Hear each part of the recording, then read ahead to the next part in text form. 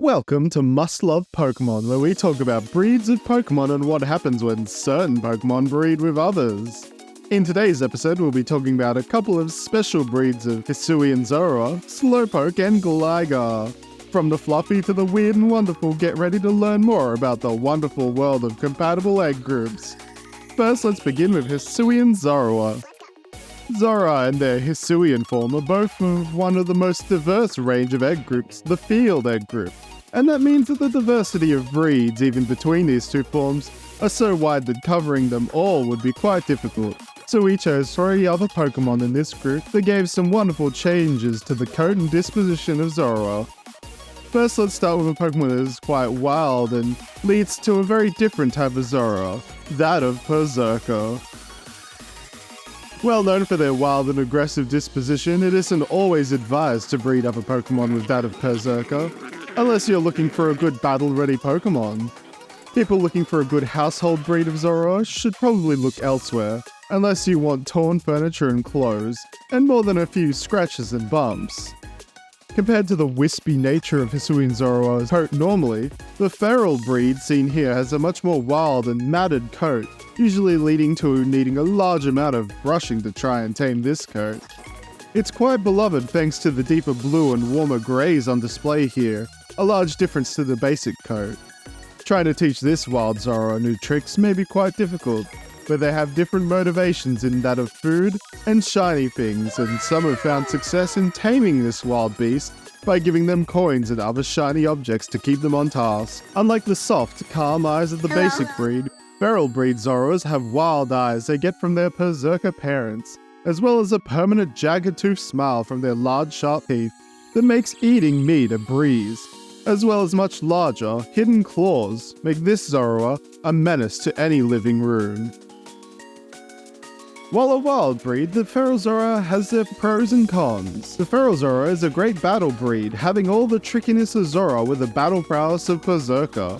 They have an incredibly beautiful colored coat, and an active Pokemon that will always keep you on your toes. However, it requires constant brushing to keep it from looking like a wild matted animal, and it's not great for families and not very trusted around kids. And finally, torn up furniture and a need to give them shiny things may eat into your bank account. From wild to something a lot calmer, we are bringing in another Hisuian form, in that of Hisuian Arcanine, giving us a much more family-friendly form. Although the rarity of this breed makes it something of a large expense for anyone looking to acquire one. This breed has been called the swirly breed on account of the unique way their fur looks compared to the basic breed. In the swirly breed, it loses much of its color, becoming a very similar slate gray to that of Hisuian Growlithe, and much like them, gaining those signature swirly, hardened fur, making for a very cute and bubbly looking breed. One downside to this is that the feeling of this fur can be a lot like touching stone, which lead many to be a bit put off from this. For trainers looking to own one, this breed of Zorua loses its ghost typing for that of a rock type, becoming a normal and rock type, which isn't always favorable, especially for those looking to go up against fighting types. The swirly breed of Zorua is great for families and is gentle and kind to kids. A fun and unique coat that is great for people with allergies, a change in typing to throw off foes when battling.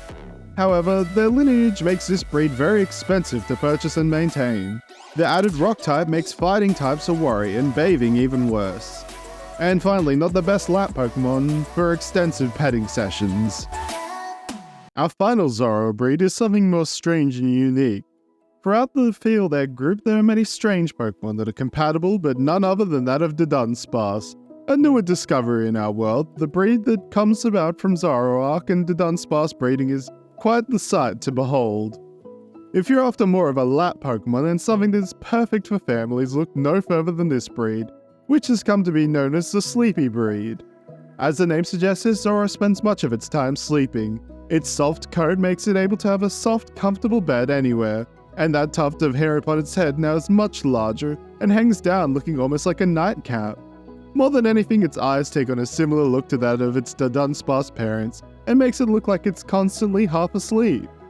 Their battle prowess is almost none, and losing the ghost type in this breed means that it's not the most popular choice for trainers. But for contest goers, this Zorua is second to none, being such a beloved choice thanks to its coat and personality that it regularly wins first place during judging. Just don't expect for it to do anything too interesting in the tricks department. It lacks motivation and usually would rather just sleep. Same, Sleepy Zorua, same. Our final breed here is absolutely great for families and will tolerate kids, although playtime isn't always its favorite thing. A low maintenance Pokemon that spends most of its time sleeping or eating, and great for Pokemon contests thanks to that shine and soft coat.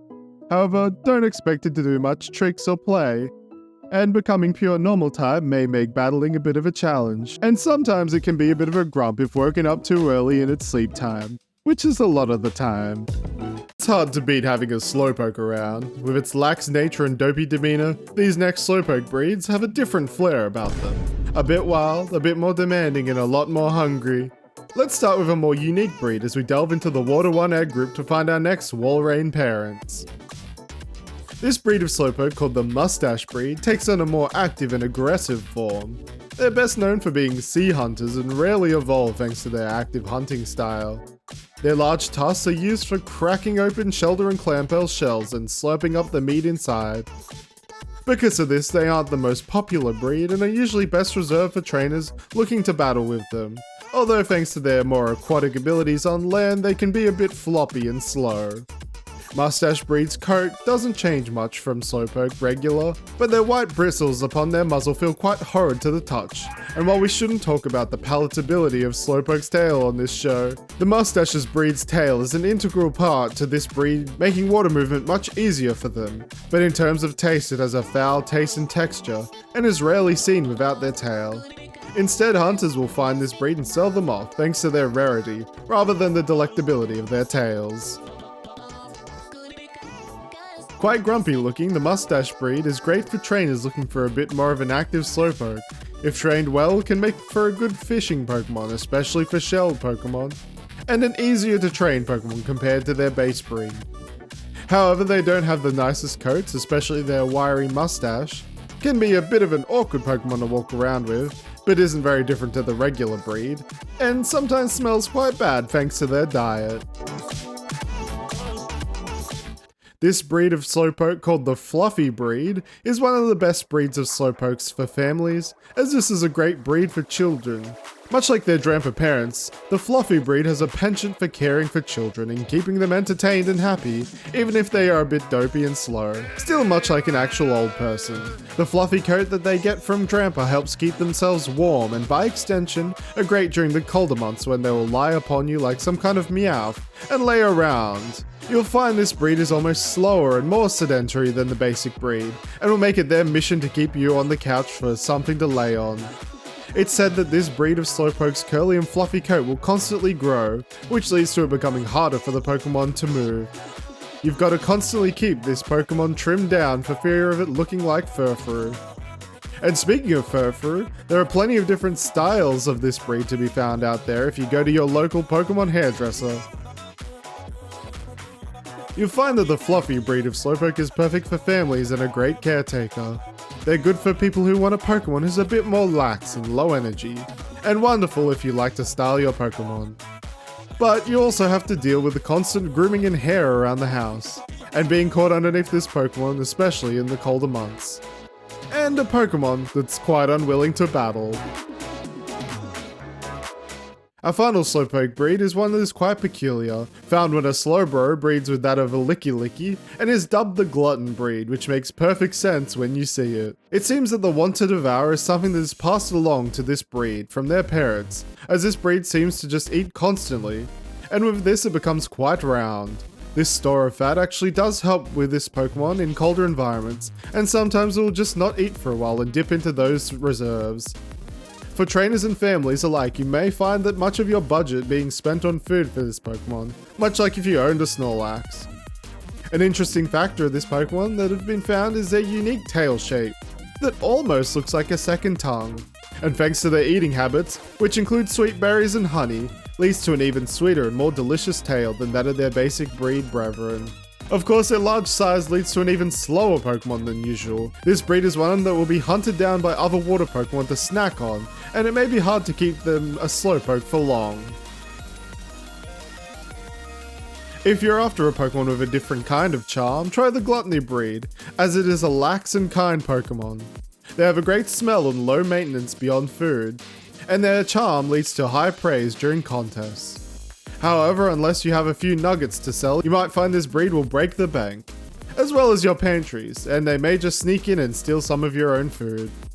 And it makes traveling with this Pokemon outside of its Pokeball a bit of a dice roll in terms of travel speed and making friends, especially if other trainers around are cooking.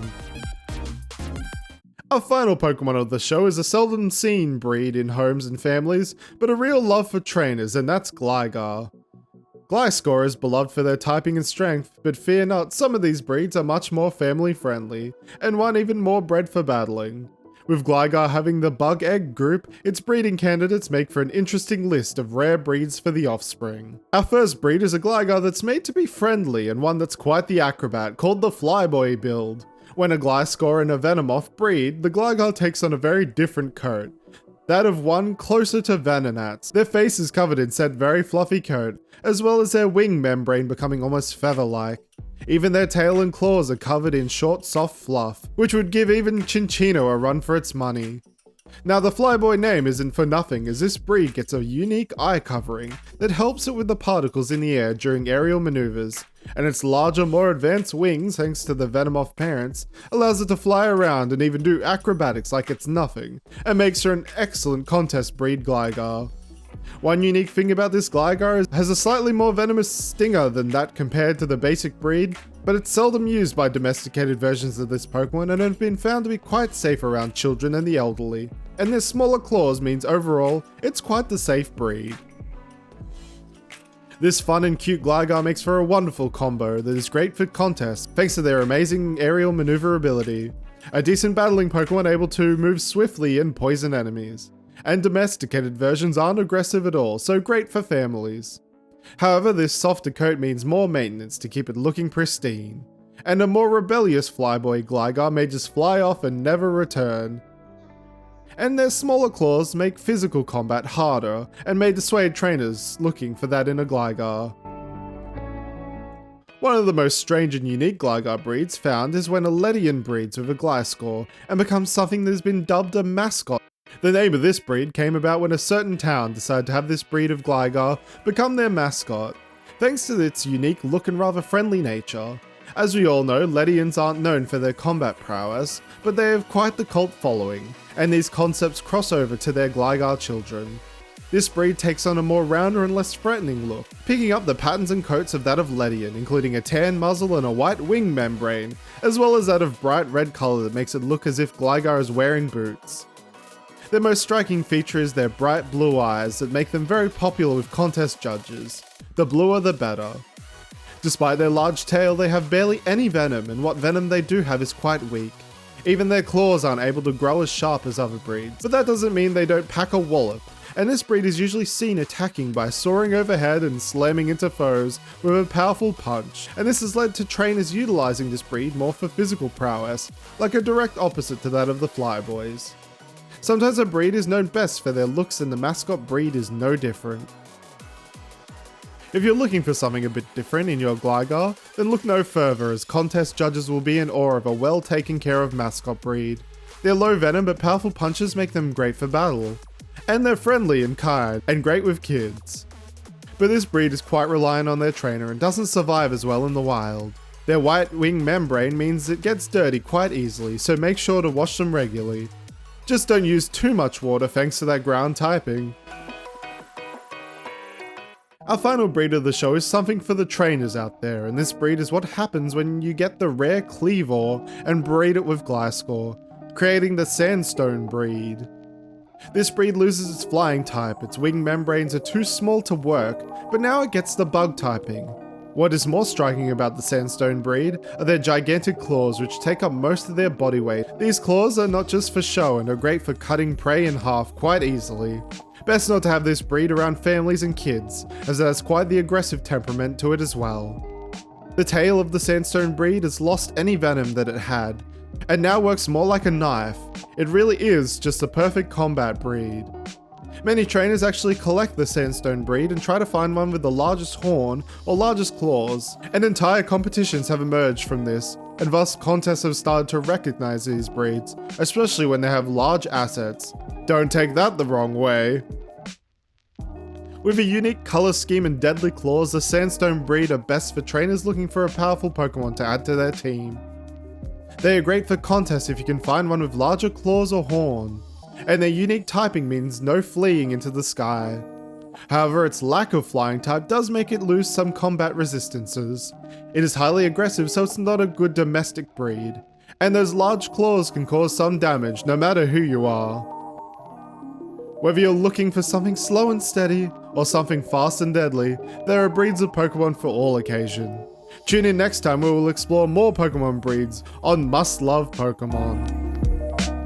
I hope you enjoyed this more unique video here. I wanted to try something a bit different and silly. Make it a bit more like a TV show or something like that. Make sure to comment what you thought down below and if you'd like to see more of these types of videos. And what Pokemon would you like to see breeds for, or even the evos to these breeds? Also, don't forget to like and subscribe and hit that bell to never miss a video. I appreciate you all and I'll see you in the next video.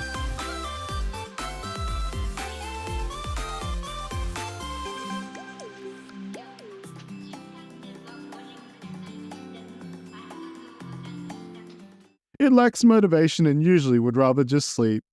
It's just like my life! In a way.